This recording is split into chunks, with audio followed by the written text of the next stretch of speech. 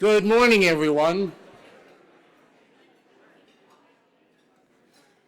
Welcome to the Damon Runyon Annual Breakfast. My name is Andy Ratcliffe, and I'm the chair of the board of the Damon Runyon Cancer Research Foundation.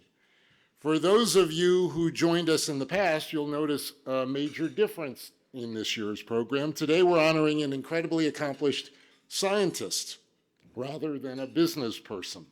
We made the change to emphasize what makes Damon Runyon different: our ability to consistently identify game-changing scientists, and Rainier clearly qualifies as one of those. To do that, to identify game-changing scientists, you need to take a different approach. Specifically, we embrace serendipity, not the coffee shop here in New York, but I made a living as a venture capitalist and entrepreneur from embracing serendipity. Most people fear serendipity because it can't be controlled. What sets Damon Runyon apart from any other cancer research funding organization is we encourage our scientists to savor the surprises that result from their experiments. So to savor that serendipity, which is why our scientists have so many breakthroughs. As a matter of fact, despite providing less than 0.3% of the annual US cancer research funding, our scientists have contributed to each and every major breakthrough in cancer. Think about that. Less than 0.3% of the funding, and our scientists have been involved in just about every major breakthrough in cancer. That defines impact. You don't create that kind of record by limiting your scientists to only pursue hypotheses that address a particular type of cancer. Today, we celebrate one of our many scientists who achieved a breakthrough by following this approach. Please enjoy your breakfast and conversation at your table, and after a short break, you'll hear about this morning's agenda from our CEO, Young Lee, who earlier in her career was actually a Damon Runyon-funded scientist. So enjoy your breakfast, and Young will come back up here in a few minutes. Thank you all very much. Good morning, everyone.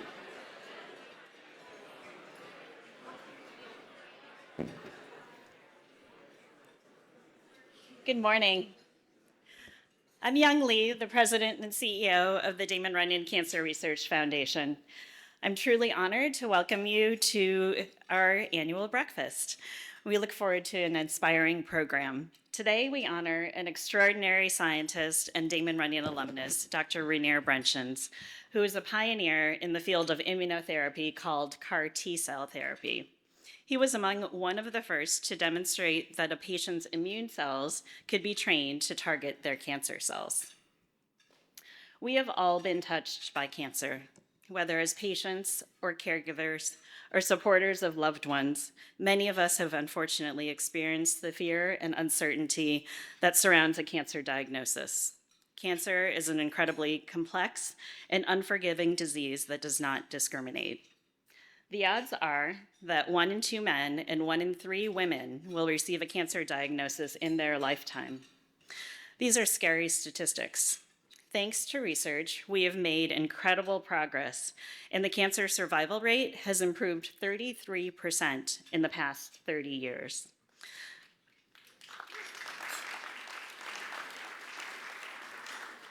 This has led to an estimated over 18 million survivors in the United States alone. Yet, we still need to do better and do even more to continue to make progress. As some of you in this room know, 2 years ago, my husband passed away from an aggressive sarcoma, a rare cancer of the bone and connective tissue. It was truly devastating. Yet, I still think about how fortunate we were to have the wisdom, care, and of the oncology community here in New York City and across the country, including some of the scientists and doctors here in the room this morning. They gave us hope and trust in science and medicine. And we can learn from each and every patient, especially those with rare cancers like my husband's. Just a few months ago, I was visiting Seattle and met with one of our former Damon Runyon fellows whose research focuses on particular subtypes of pediatric sarcoma.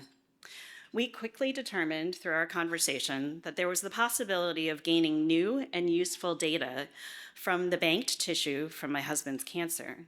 This research and analysis is ongoing right now, and my husband would have been so satisfied and pleased to know that this information about his cancer could benefit future patients. This is one of the ways that we will continue to make progress and improve the odds. I view myself as an advocate for patients in medical research, and also, first and foremost, as a scientist. I was myself a Damon Runyon Fellow, as Andy mentioned, so I understand firsthand the challenges that a young scientist faces when they are just launching their careers and becoming independent. This is a very demanding career path, and I personally remember the invaluable support that I received from Damon Runyon, my peers, and my mentors as part of this distinguished scientific community. Damon Runyon's mission, funding brave and bold, is more critical than ever. We want to maintain optimism and hope for the future, but many challenges lie ahead. We're living in a very difficult and unprecedented time when progress and the future of science and medicine are threatened by funding cuts and policy decisions. We risk losing the next generation of leaders, not just in cancer research, but all areas of science, as they make the decision to pursue careers in other more stable fields or leave the United States altogether. Nearly 80 years of Damon Runyon-funded cancer research are a testament to the impact that focused and strategic funding can have to shape our entire approach to understanding and treating cancer. We have made amazing advances and progress in all areas, from immunotherapy to targeted therapies to new applications of artificial intelligence. Damon Runyon scientists have made critical contributions to each and every one of these areas. We need to continue to invest in research so that we can ultimately eradicate all cancers. Thanks to all of you and your very generous support, Damon Runyon enables the next generation of leaders in cancer research to take risks and pursue innovative, paradigm-shifting discoveries that have the potential to improve treatment, diagnosis, and prevention of all cancers. We enable them to follow the science, embrace serendipity, and savor the surprises. We fund research through 8 different award programs, each one targeted to support a specific cohort of scientists, from basic researchers to quantitative biologists to pediatric cancer researchers to physician scientists. We currently fund 200 scientists across the country, and each one is working to tackle the most difficult questions and challenges to better understand how to personalize cancer treatments, diagnose cancers earlier, and prevent them altogether. Just this week, we announced a new program called Invest that will make seed-level investments in companies founded by Damon Runyon alumni. This enables us to leverage our initial grants and support vetted, proven scientific talent, Damon Runyon scientists who are creating new companies founded on their innovation and expertise. Only a small subset will succeed, but those that do may have an outsized return. All proceeds will be returned to our award programs to support the next generation of Damon Runyon scientists and breakthroughs. As we look to the future, we have confidence that our strategy of funding exceptional young scientists and their innovative research will ultimately have a positive impact for all cancer patients. I'm filled with gratitude as I stand here in this room to our board of directors, loyal donors and partners, our extraordinary Damon Runyon team, and to our scientists, mentors, and selection committee members. I sincerely thank each and every one of you for your generosity and commitment to our mission. We're truly grateful to Andy Ratcliffe for his leadership of our board, whose support is critical to the success of our organization. I'd like to ask all of our board members, current and past, to please stand up and be recognized.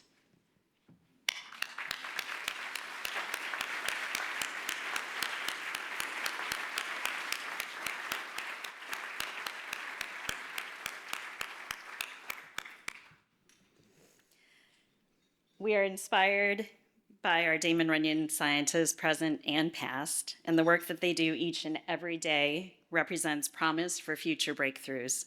We're proud and honored to support their research. We're very grateful to our selection committee members who generously volunteer their time and expertise to select the next generation of leaders in cancer research. I'd like to ask all of our current and former Damon Runyon scientists and committee members in the room to stand so that we may thank you.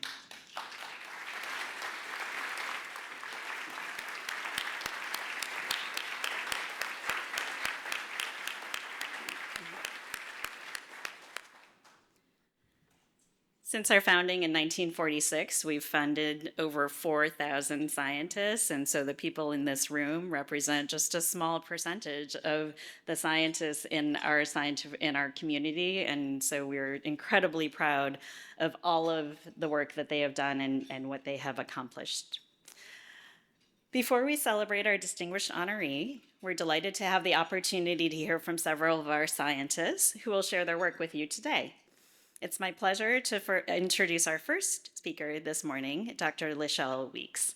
So Lachelle is the Damon Runyon Timmerman Traverse Clinical Investigator, and I'm really honored to welcome members of the 2025 Timmerman Traverse team who recently climbed to Everest Base Camp to raise nearly $800,000 for Damon Runyon and scientists like Lachelle. So thank you to the team.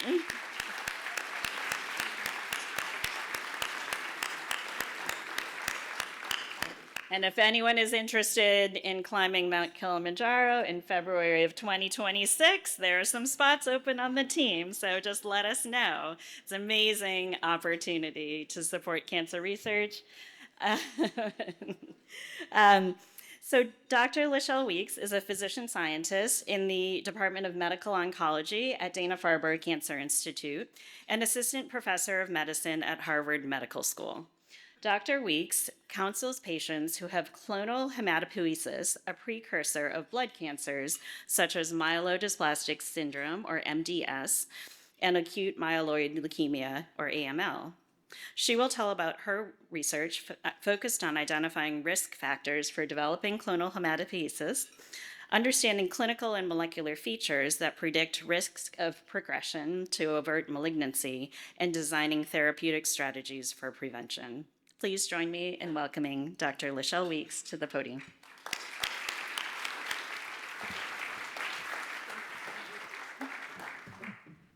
Good morning, everybody. So it is really a pleasure to be able to present some of the work that we're doing in my lab, which is a new lab I started in 2023. And so I'm really excited to tell you about what I'm thinking about and the passion project that is funded by the Damon Runyon Cancer Research Foundation. And I believe we have slides. Okay, perfect. So acute myeloid leukemia is a really devastating diagnosis. Anyone in the room who's ever had a patient or a family member or friend be diagnosed with acute myeloid leukemia knows how devastating it is. One of the harrowing statistics about acute leukemia is that though we've made incredible strides in being able to treat this disease, if we look at recent SEER statistics, the 5-year survival rate is only about 30%. So this means that if we look at the over 20,000 people who were diagnosed in 2022, only about 30% of those people will still be alive in 2027, so 2 years from now. And so I started to think when I joined Ben Ebert's lab as a postdoctoral fellow and carried that on into my own lab, how do we actually change this? So one of the things that we know is that cancer prevention has been the main strategy that has been the most successful for preventing cancer-related deaths. And so we have prevention programs for lots of different kinds of cancer. Folks in this room are of age and have had colonoscopies or mammograms, so you know about cancer prevention. But these programs are typically for solid tumors or for tumors that are in our hard organs and not for blood cancers. So what do you need to create a program for blood cancers? So there are really 3 requirements. You have to know who to screen, you have to know what to do with a positive test once someone screens, and you have to have an intervention. And so my lab is really focused around these 3 domains and thinking about how do we actually develop a novel program for predicting and preventing acute leukemia. So thankfully, Ben Ebert, my mentor, in 2014 described a pre-AML lesion, clonal hematopoiesis. And so this is something that we can detect in about 30% of people over the age of 50. But one of the harrowing things about this is that most people with clonal hematopoiesis actually don't develop blood cancer. And so one of the works that I did when I was in Ben's lab was to develop a risk stratification score that helps us to understand who with clonal hematopoiesis do we really need to worry about in our clinics, and who can we tell, your risk of cancer is so small that you don't need to be seen in a cancer center. And so that's exactly what we did. We have a way of differentiating low-risk individuals from high-risk individuals. The big problem that we have now is that if 90% of people who have this precursor lesion will actually be low risk, how do we actually identify the high-risk people and only test those people? So we don't want to worry everybody who's in this low-risk population. You have this precancer lesion that will never turn into anything. We actually want to only test the people who are likely to have CH that will turn into AML. So this is really the background and the question that underlies my Damon Runyon project. So what we decided to do was to think about what's the most common clinical test that we have, which is the peripheral blood smear or the complete blood count. And how do we harness the information that we don't currently use from these tests, like blood cell shape, blood cell size, blood inclusions? How do we take this information, use our sophisticated computational algorithms in order to understand which of these features is actually prognostic of not only having this precursor, but having a precursor that will turn into leukemia. And so that is the aims of my Damon Runyon project, is to really take that information about cell size and shape, develop these artificial intelligence models that takes that information and determines what's prognostic. And then secondly, to develop a risk stratification scheme that actually can screen people at the primary care level and say, you are at high risk for developing a blood cancer, so you should receive the sequencing test that could detect this precursor. And so Ria Nandi, who's a postdoc in my lab, who I was able to hire because of Damon Runyon funding, has really been leading this work and has developed now a model that we will be presenting at the American Society of Hematology Conference in 2025. And basically, she takes a combination of macrocellular features, size, shape, distribution, patient blood counts, age, and their sex, takes all of this information, puts it in an algorithm, and the algorithm can tell us who should be screened for clonal hematopoiesis. And the primary care workflow that we propose from this is to have a patient who has routine blood counts with their primary care provider. We put that information into an online calculator, and if they have a positive test, if CH is present, it is likely to be of significance. And if they have a negative test, they either don't have CH or the CH is likely to be that low risk type and we shouldn't test them. 97% of high-risk individuals screen positive using her test, and over 90% of low-risk individuals will screen negative, meaning we can save them from the worries of being tested for a cancer they will never develop. So I was asked to talk about what Damon Runyon funding means to me, and it really means everything. Damon Runyon funds ideas that are not funded by our typical grant funding mechanisms, and I have been described by some of my mentors as being a person who has lots of big ideas, and so I started my lab, as I mentioned, in fall of 2023. Because of Damon Runyon funding, I was able to hire my first postdoctoral fellow, as well as the clinical research coordinators that take patient samples that we use in our research. The central lab hypothesis that I have is one that is sort of out there, which is that it will be possible one day to predict and prevent blood cancers like acute leukemia. And so this is really the ethos of what Damon Runyon is about funding these large ideas. And why does this matter? So this is a photo from the Jimmy Fund telethon in 2024 of one of my patients and her daughter. And she, unfortunately, earlier this year died of acute leukemia. And so the idea here is that one day we will be able to predict and prevent this cancer that takes people that we care about from our lives. And hopefully I'll be able to tell you more about it later. Thank you.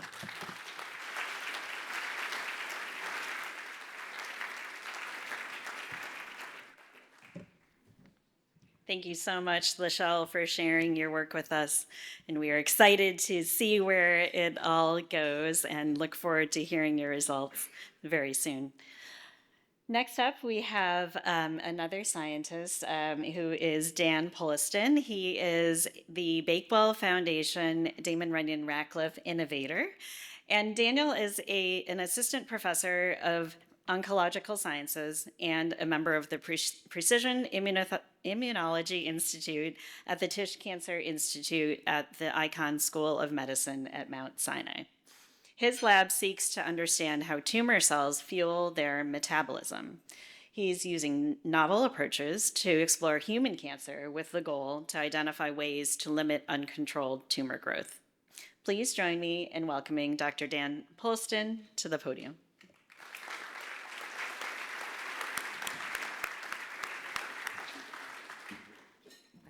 Thank you.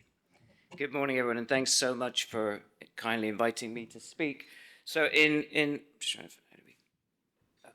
my lab, we've been really spending a lot of time trying to understand how do we get insight into key molecular and cellular events that are happening deep within the tissues of a human being, or in our case, we want to understand deep within a tumor.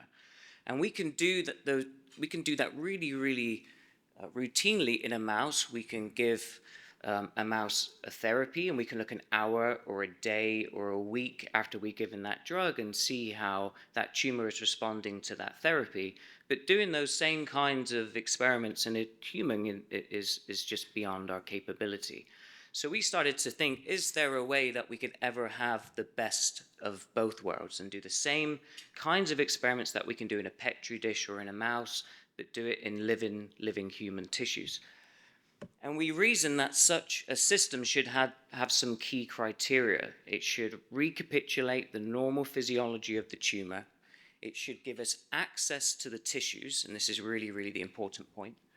And then we should be able to perform manipulations, just like we can in a mouse. And so this is where we came up with the idea of what if we could take an intact human organ, which contained a tumor, and what if we could keep that organ alive outside of the body in the laboratory? Surely such a system would satisfy a lot of this criteria.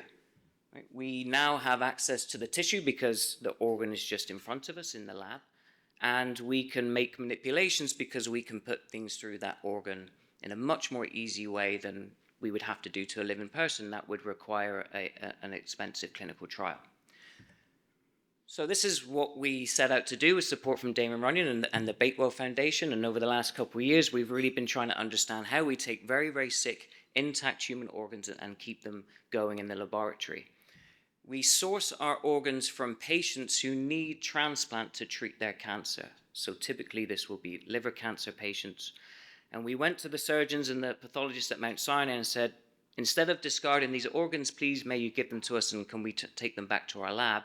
And after lots of negotiations, they finally agreed. And what we've been doing is really learning how to reconstruct the vasculature of these organs that allow us to connect them to a device that's called a normothermic machine perfusion device. And schematically, this is what this looks like. There's two ways that we keep these organs going in the lab. In the first way that we set out, we connect all of the veins and all of the arteries to this pump. So it's like a closed system, like our circulatory system is closed. But recently, since then, we've iterated and we've learned that we actually only need to connect two vessels to keep these organs alive, just the hepatic artery and the portal vein, and we get really good perfusion of those organs. So one organ at a time, one liver at a time, we painstakingly been learning how to keep these very sick organs going. How do we maintain their pH, their blood pressures? What do we need to put in the blood? So I want to show you what this looks like. I know there's food on the tables. There's going to be blood, and you're going to see organs. So look away now. So this is a healthy liver on one of our devices. Sadly, patients with liver cancer, their organ does not look like this. You can see how we've connected the major vessels to the device, and the organ sits in that little bucket in the corner. And this is an example of one of our closed devices. And so you can see now how much access we now have to that tissue. And normally we're doing organs that have a tumor deep inside that tissue that we can sample now at times of our choosing, which is the important thing. So we've been applying this approach to understand really fundamental things about the biology of tumors, such as their metabolism and what nutrients that they like to use.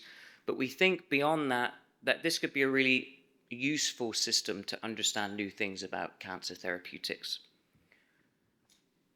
So when we have a new experimental drug, it's actually really difficult to understand some really basic principles about how that drug works in a human being, like where does it go?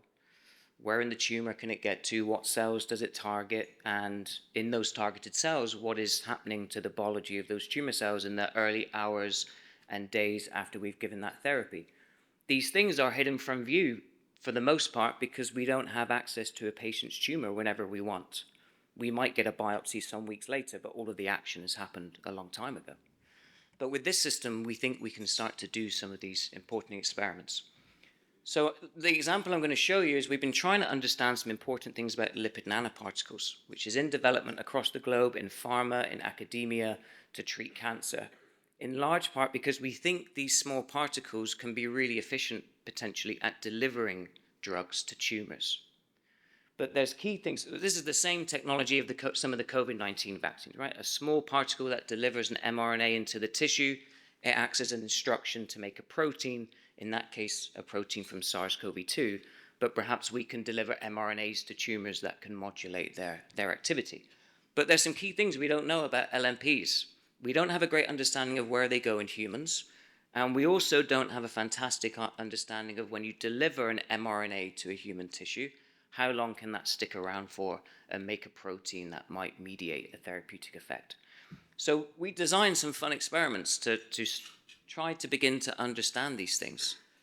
And what we did is we made lipid nanoparticles and we encapsulated an mRNA to instruct the making of a protein called luciferase, which is the same enzyme that fireflies make to glow green. And we reasoned that we could see where these lipid nanoparticles now go because if they're there and they've delivered their cargo, they're going to give off light and we're going to see luminescence. So a fun experiment to see if we can make intact human organs fluoresce and glow, but with a very serious scientific purpose. And so this is what it looks like if you do this in a healthy human organ. And you can see that the organ really, really lights up like a Christmas tree. So a healthy liver is really, really well targeted by these lipid nanoparticles. This part in the middle that's dark is gallbladder and connective tissue. It's not the liver. But so we know this works really well in a healthy liver. This is not really new information. We know lipid nanoparticles target the liver really well. But we're not going to give these particles to healthy people. We're going to give them to sick people. So how well can these delivery mechanisms target a highly diseased tissue?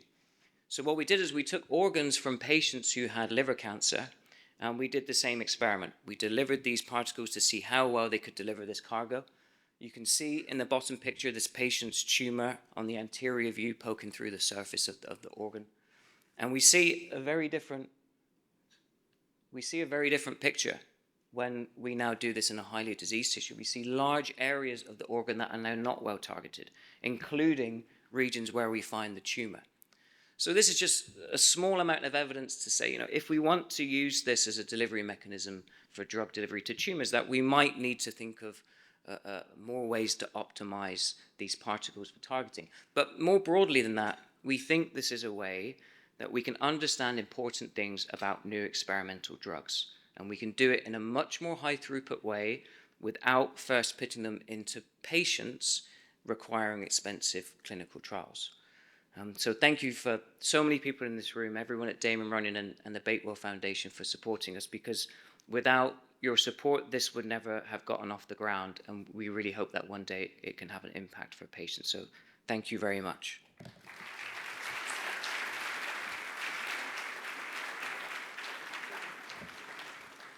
Thank you so much, Dan, for sharing your exciting work with us. I'm delighted to introduce our honoree, Dr. Rainier Brunchins.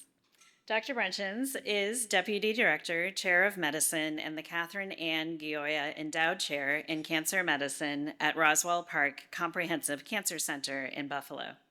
He was a 2024 recipient of the prestigious Warren Alpert Foundation Prize for his important role in the creation of CAR T cells. I first started working at Damon Runyon as its scientific director over 17 years ago, and trained as a basic researcher and a Damon Runyon Fellow, I had to learn about translational and clinical research, which was something I didn't yet know. At the time, Rainier was one of our funded Damon Runyon Lilly clinical investigators. I reached out to him and went to his lab at Memorial Sloan Kettering, where he gave me a crash course on immune cell therapy. Rainier is a founder of chimeric antigen receptor, or CAR, T-cell therapy, a treatment using a patient's own immune cells genetically engineered to target and kill tumor cells, which has revolutionized cancer immunotherapy. At that time, most people believed that this approach seemed like science fiction and was unlikely to work as a viable treatment in patients. If it did, it would be game-changing. Rainier successfully translated studies of genetically modified CAR T cells to the clinical setting, treating patients with relapsed tumors, including chronic lymphocytic leukemia, or CLL, and B-cell acute lymphoblastic leukemia, or BALL.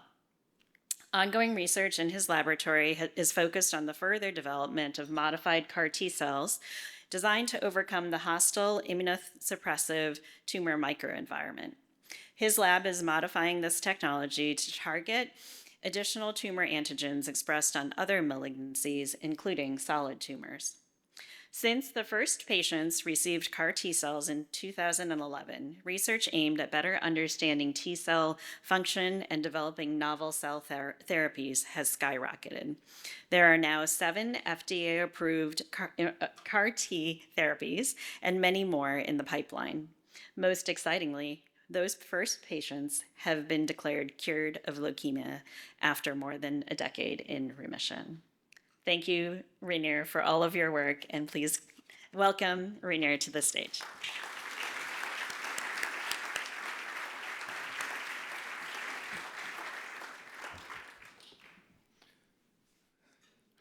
It's 2006 was when I got my Damon Runyon Award, and I think that it's important when I start talking to emphasize what the impact of this award is for someone in the field of cancer research. It has been absolutely game-changing for me getting that initial Damon Runyon Award, because it gives validation, because this is not an easy award to get.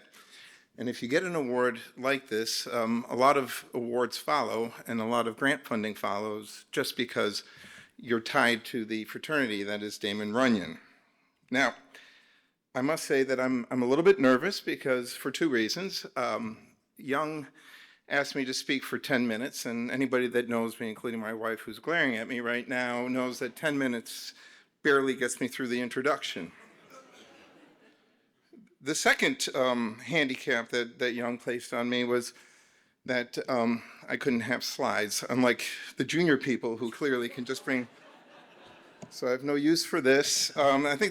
And so I went old school. I actually got some note cards, and I think the last time that I had note cards was I think an oral report on the flora and fauna of Indonesia back in 6th grade. So you'll excuse me.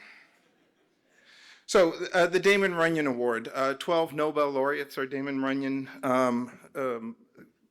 awardees. 65 members, I believe, are in the National Academy. And that highlights the quality and how significant it is to be a member of this club. It comes with a lot of perks. It obviously comes with funding at a very critical time in your career. It comes with prestige, as I pointed out earlier, and it comes with tickets to Hamilton with the original cast. I think that's another benefit. What are the greatest qualities of the Damon Runyon? And there are many. I thought of 2 of them. The first is that they award this to junior faculty. And the best analogy that I can think about junior faculty is some of you have seen when turtles hatch, sea turtles, and then they have to crawl across the beach and make it into the water. And that's really a great analogy for what junior faculty are, because there are a bunch of very hungry seagulls that eat them as they try to make their way into the water. And that's really the analogy that I often use when we recruit new junior faculty, is you're that sea turtle that's trying to make it to the water. And a Damon Runyon Award actually helps usher you into the ocean. The second great quality of this foundation is that it's high risk and high reward. And that is really something that is one of the highest challenges that an institution or a scientist like myself had to go through. So high risk, high reward was defined back when I was a junior faculty as this idea that we can take immune cells and we can take them out of a patient's body, we can re-educate those immune cells genetically to recognize proteins on the surface of their tumors, and then expand those and infuse them back into the patient. One of the great advantages that I had is the fact that I was at Sloan Kettering at the time, and now the former president and CEO is in front of me, so I'm not sucking up to you here, Harold. I will say that there were very few other places where this type of work could have been done, but the concept itself was quite foreign to a lot of the people that were reviewing our grants and our publications. It's technology that was built on the shoulders of Steve Rosenberg at the NCI, Zelik Eshar, who is at Rehovot University in Israel, and Michelle Sadelain, who was my mentor, who had the expertise and ability to genetically engineer these immune cells. Back in 2002, we initially came up with the name CAR T cell. I was a little leery of using that term because people would then use it to make jokes, et cetera. Side effects would be car wrecks, et cetera, et cetera. We were the first to actually be able to demonstrate that this technology worked in a living being, in this case in a mouse. And sorry, Dan, we were stuck with mice back then. And we were the first to conduct clinical trials and publish that this technology worked in patients with relapsed and refractory acute lymphoblastic leukemia, wherein the predicted 5-year survival ranges anywhere from 3 to 5%. And the first 5 patients that we treated, we all got them back into complete remissions, and several of these patients are still alive and with us today.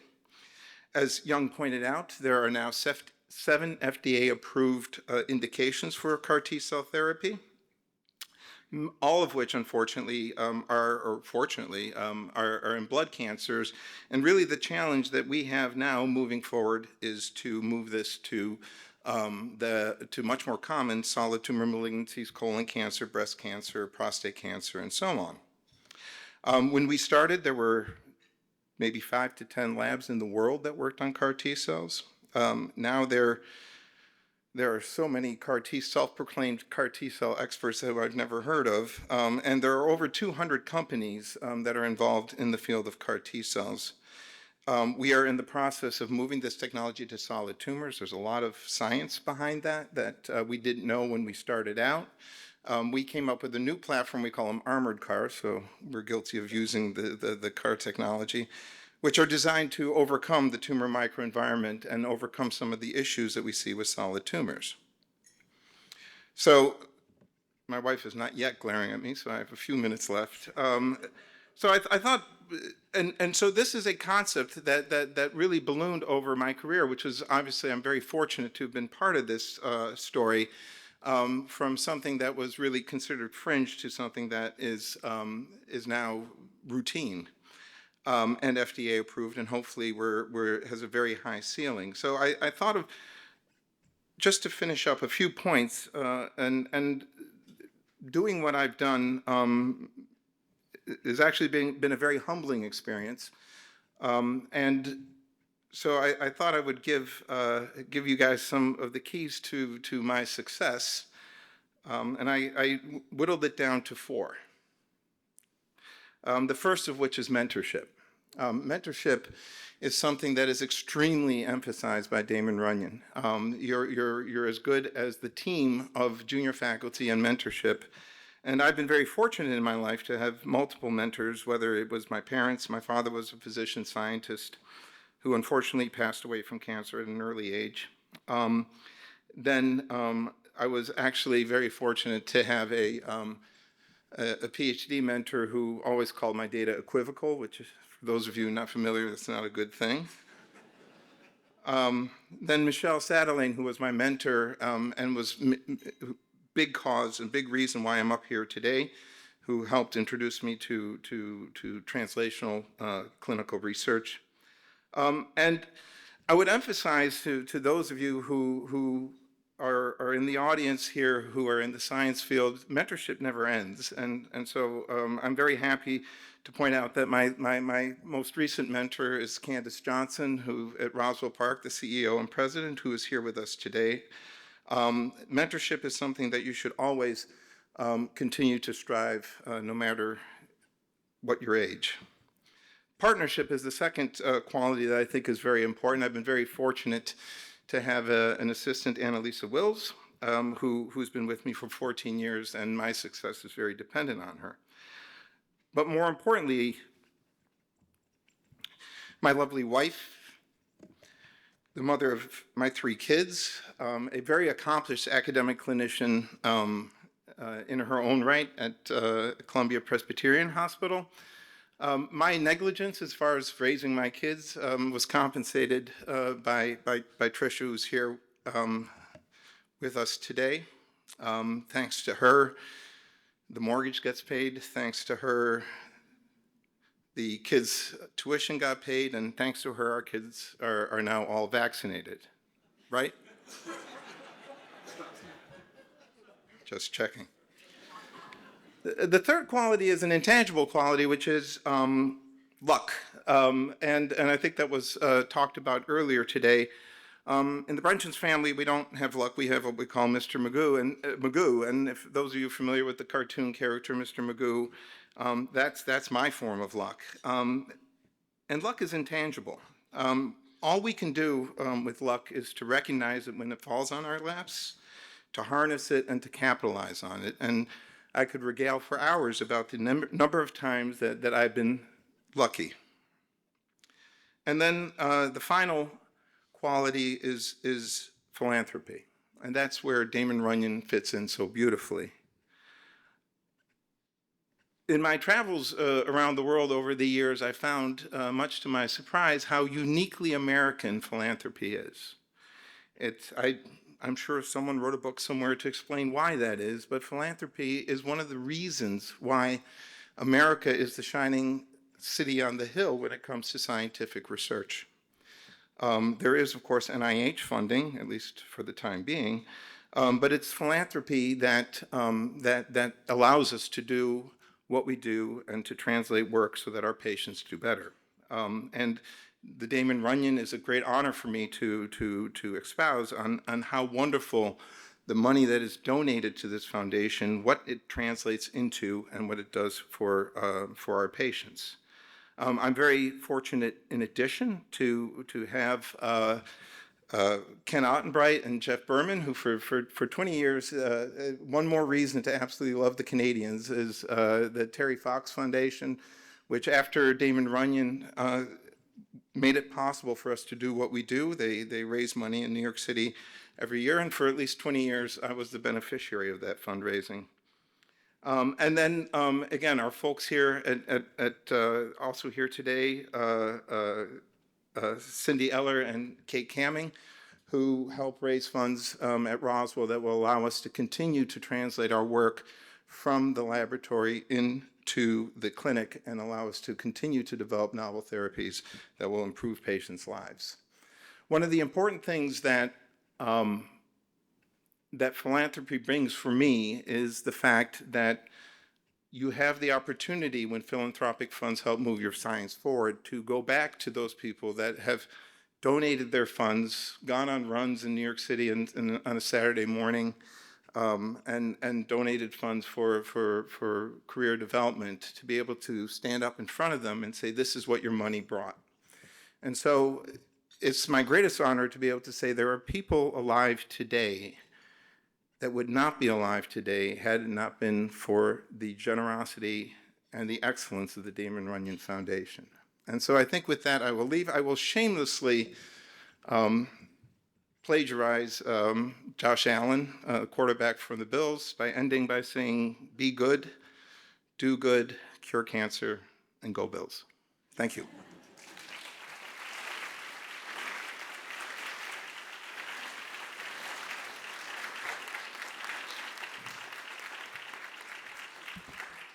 Thank you so much, Renew. It's my honor and privilege to introduce Dr. Bill Kalin. Bill Kalin is the Sidney Farber Professor of Medicine at the Dana-Farber Cancer Institute and Harvard Medical School, and also a Howard Hughes Medical Institute investigator. He has numerous scientific accolades that I do not have time to list here today, but most notably, he was awarded the 2019 Nobel Prize in Physiology or Medicine for unraveling a molecular mechanism that explains how cells sense and adapt to varying levels of oxygen. These findings are leading to new therapeutics for a wide range of disorders, including cancer, cardiovascular disease, anemia, and macular degeneration. We are so fortunate to have had Bill's involvement in the leadership of Damon Runyon for nearly 20 years. He initially served as a member and then chair of the Damon Runyon Clinical Investigator Award Committee, and might have actually been on the committee that selected Rainier as an awardee. Bill joined our board of directors and was elected vice chair of scientific programs in 2016, and currently also serves as chair of the Physician Scientist Training Award Committee. We're so privileged to have his support as one of Damon Runyon's greatest advocates and a true champion for young scientists. I'm delighted to turn the podium over to Dr. Kalin to share his insights and final remarks.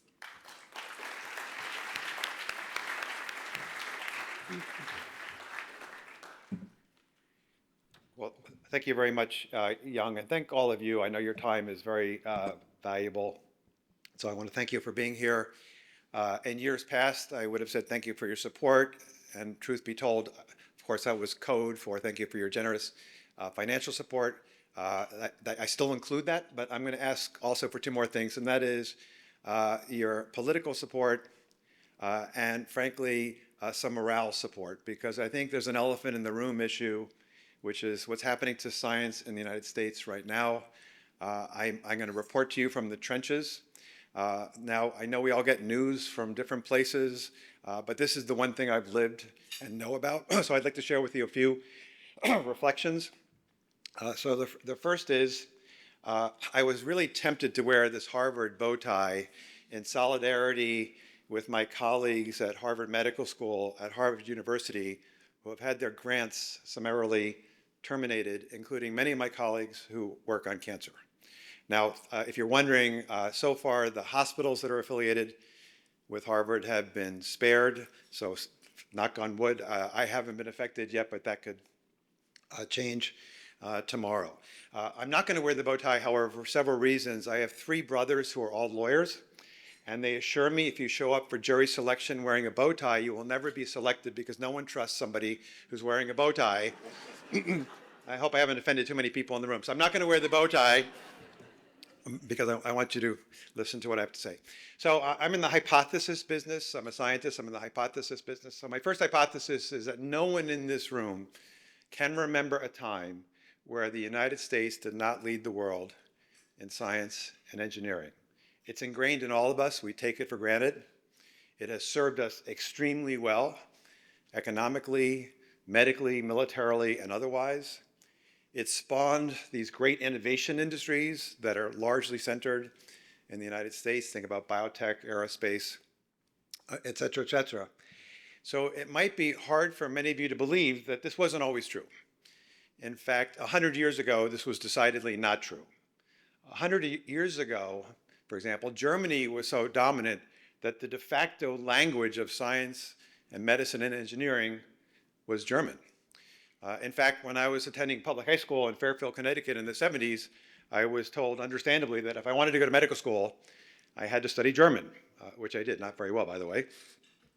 And ironically, the disease I began to study, which eventually led to the Nobel Prize, was named after two clinicians, one German and one Swedish, who published in German-speaking journals, and these journals were widely read, and the disease was named after them. But you might be shocked to learn that an English clinician and geneticist had published effectively the same disease 10 years earlier in an English-speaking journal, but no one read it because it was in English. Why would you bother reading a journal in English if you were interested in science? So something really transformative happened, and I think we can point to what it was. So around the time of World War II, an MIT engineer named Vannevar Bush, and I'm looking at Harold Varmus, he knows even more about this than I do, helped to oversee the United States research and development effort during World War II. And in the wake of World War II, having seen the important role that science and technology plays in, for example, warfare, he was able to convince the federal government to make massive investments in science. But he did it in a very sophisticated and wise way, and there were many contrarians at the time. He actually convinced the government that the best use of those dollars would be to invest in basic and fundamental research, because he understood full well this was the most valuable but also the most vulnerable part of research science, because you can't really predict when you're doing basic and fundamental research how long it's going to take you to discover something and whether the thing you discover is valuable or not for your particular business, for example. So most companies, despite what you might be reading, will never fill in this gap. They can't afford, they can't justify to their investors why they're investing in fundamental research if, for example, they make widgets or they make drugs or whatever it happens to be, because they don't really know where it's going to lead them. But over and over and over, this is where the really disruptive, transformative discoveries come that on occasion completely change our vision of the world, create new industries, cure diseases, et cetera, et cetera. So fortunately, Vannevar Bush prevailed, and he had the federal government pump prime and spend lots of money in fundamental and basic research. Now, again, this is again in the wake of World War II. So now we've lit the sign that the United States is open for business. If you want to do science, come to the United States. So we also were the beneficiary of the brain drain. We attracted the best and the brightest from around the world. Some of you might be surprised to know that whereas prior to World War II, we won almost no Nobel Prizes, since that time, we've won hundreds of Nobel Prizes, but frankly, a third of those people were not born in the United States. So the secret sauce was robust federal funding for research and being welcoming to the best and the brightest from around the world. Now, lastly, the nice thing is this became almost a self-fulfilling prophecy, because this became the place in the world to do science, which meant we attracted the best and the brightest. We attracted a lot of capital, which then ensured that we were the best place to do science. And so the flywheel was going very effectively. So if you were ever to want to stop the flywheel, you'd have to do several terrible things simultaneously. So the first assault was the attempt by the current administration to lower what we call indirect cost from a neighborhood of 60% down to 15%. Now, this is a terrible term. It's often misunderstood.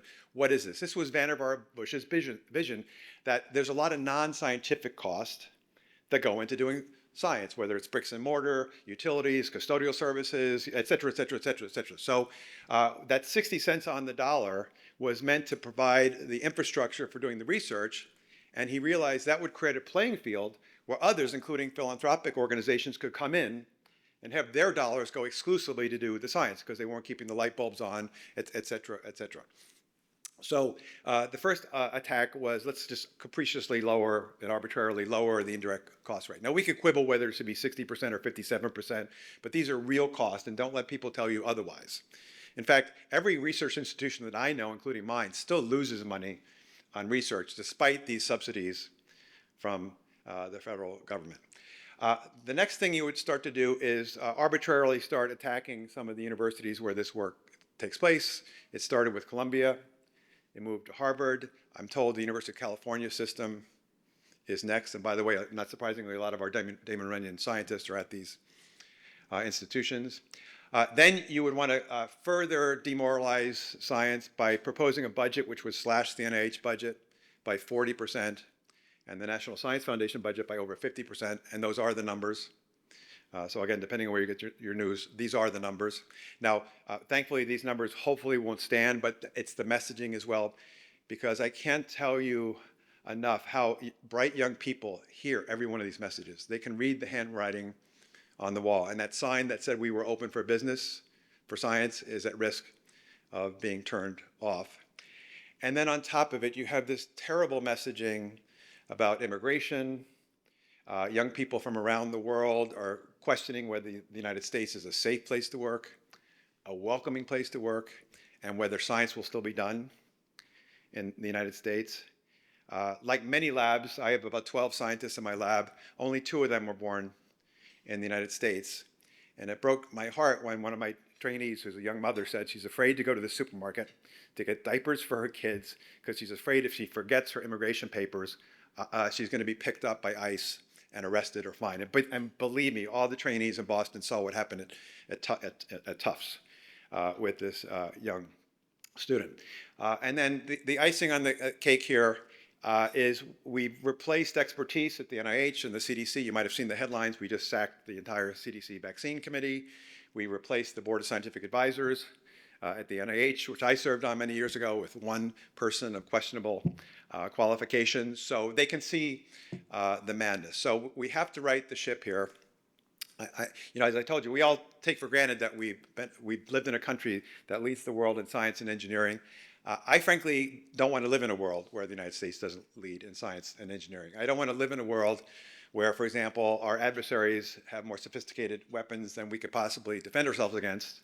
And so my kids and grandchildren are now beholden to these other countries because we can't possibly defend ourselves. And with apologies to Howard Lutnick, I don't want to live in a world where the next great thing is invented outside of the United States and my grandchildren simply work in a factory assembling it. Okay, so this is not the world I ever thought I'd have to contemplate, but if we don't correct things, this is where we're going. So as I said, thank you for your financial support, but we actually need your political and moral support. For those of you who have political influence, please use it. Please engage with organizations that help to energize science-leaning voters. I work with one called the Environmental Voter Project. That's very, very effective. As was mentioned, organizations like the Damon Runyon are more important than ever in this time. And at the board yesterday, we thought about creative ways that with your help, we can help support our young scientists, because one of the consequences of all this madness is academic hiring has completely stopped. So through no fault of their own, all these brilliant young scientists who committed themselves to train, to work so hard, to be frankly underpaid, with a dream that one day they could run a lab, are being told, sorry, we're not open for business. So we have to figure out a way to support and engage these people, because we will lose them. This is a chain that's been unbroken now for decades, but we're at risk of breaking the chain, and then it will be very hard to get it back. So I can't tell you how important it is that right now you stand with us, support science, engage with the political community, talk to our neighbors who maybe aren't from the same political camp as we are, but explain to them that this is one thing we do share. Speaking of sharing, unfortunately, one thing I do share with young is I did lose my spouse as well to this disease. I lost my wife to glioblastoma in 2015. And I'm determined to make a difference in this disease. And, one last thing, just to give you a sense of just how crazy things have gotten. I was on a phone call 2 days ago with a group of really brilliant young scientists at Harvard who have a very clever idea about making a more effective, and maybe even the first effective, true cancer vaccine. We were on the phone call for an hour, but literally half the call was, what can we rename this and call it other than vaccines, so that Mr. Kennedy doesn't flag this grant for non-funding, because God forbid we're doing a vaccine. So this is sort of this Alice in Wonderland world that we feel in science. So if you can help us, please help us. Thank you.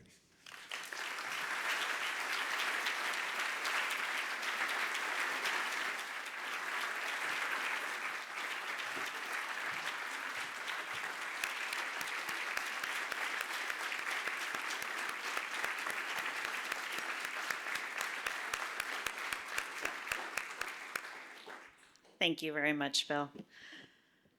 So we have an incredible opportunity to ensure that the best and brightest stay in cancer research, and we need to do all that we can to enable them to remain focused on their work to improve treatment, diagnosis, and prevention of all cancers.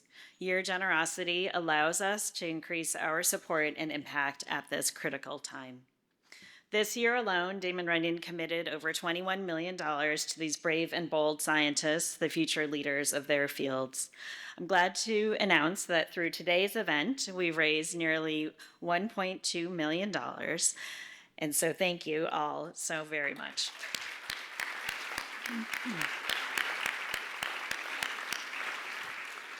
As always, 100% of your donations fund cancer research.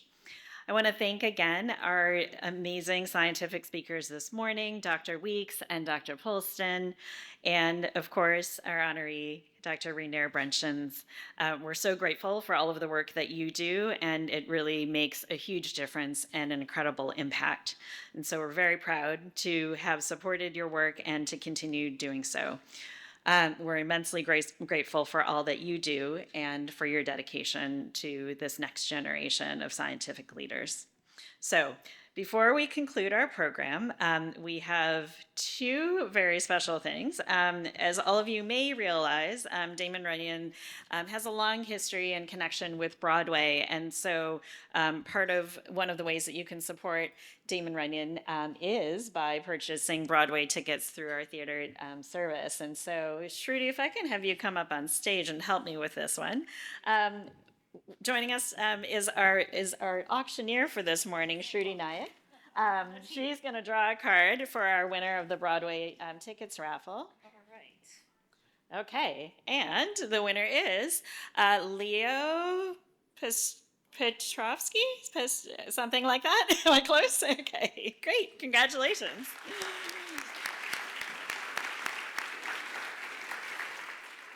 And so Shruti is one of our former Damon Runyon scientists and an associate professor at Mount Sinai. She is going to help us with a very special auction that we have for tickets to the U.S. Open Tennis Championship, thanks to our donor Peter Worth and Alliant Insurance Services. Shruti is going to tell you the details of that. And again, all of the funds that are raised will go directly to support Damon Runyon scientists. Shruti, take it from here. Thank you. Thank you, Young. Before I get into the auction, I just want to follow up on something that Dr. Kalin said, which is we need your support more than ever. And if the 40 and 55% cuts to NIH and NSF go through, this is going to devastate our fellows. This is going to devastate the early career folks, and it's going to devastate, quite frankly, all of research. So when the Damon Runyon fellows and board stood up, imagine if half of those went away. That's what's at stake. And just to call on you for your political influence, many of you are New Yorkers. There was a group of scientists and institutions working to get a state-funded New York institution. So you have influence. Please use it to support us. Disease comes for everyone. It does not matter if you're red, blue, yellow, alien, doesn't matter. Illness comes for everyone. And our passion, our work is really to find cures, is really to make life better for every single person. So in that political sphere, please wield your influence. Please use it to support science, a completely nonpartisan issue that should remain a nonpartisan issue. And also, right now, wield your checkbooks to bid for some seats at the U.S. Open. So thanks to the Alliant Insurance Services, we have seats in Section 40, Row 7, 1 to 4. It's the men and women's second round on August 27th. So these are 4 box seats, folks. And we're almost at 1.2 million. Let's try to get to at least 1.2 million, if not more. Young, please do not cut me off this year. She always cuts me off. She's like, that's enough. And I also see our winner from last year sitting here. So anyone who's bidding has some steep competition ahead of themselves. So we're going to start. So these tickets are valued at about $2,000. And I can see that everyone's getting pretty excited. There's no paddles. We just have folks raise their hand if you're going to bid. So raise your hand up high. And we're going to start the bidding at $5,000. So, do we have a bidder for $5,000? All right, we see 2 $5,000. Okay, so all right, we already have some competition. Beautiful lavender dress, gorgeous green tie. Some competition. Do we have 7,500? All right.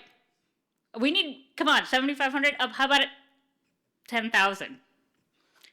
Uh-oh, 10,000. Any other people joining in? 10,000? How about 15,000? We only have 4 tickets. There's going to be no matching this year, so 15,000. Anybody else? I see folks in the back. Anyone?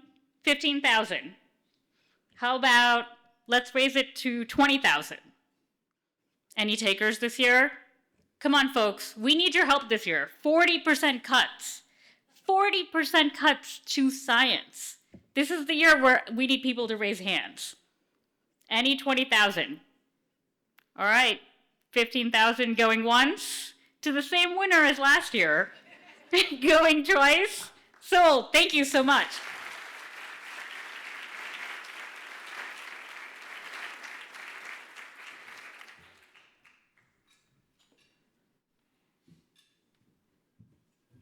Thank you so much. We appreciate your help with that, Shruti, and thank you, Robin. All right, so this concludes our program. Thank you all for your attention and for being here this morning. Again, we're so grateful for all that you do, and your generosity really does make a huge impact at supporting scientists across the country. So thank you for supporting us, not only with your generosity, but as Bill said, you know, with your moral support. And we want to send the message that we really are behind each and every one of the scientists that are part of our community.